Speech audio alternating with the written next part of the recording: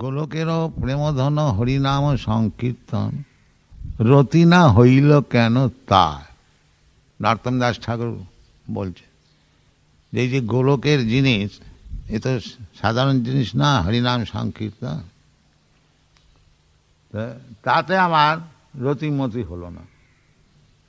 গোলকেরও প্রেমধন হরিনাম সংকীর্তন, এই হরিনাম সংকীর্তন এই সাধারণ নাচ গান নয়।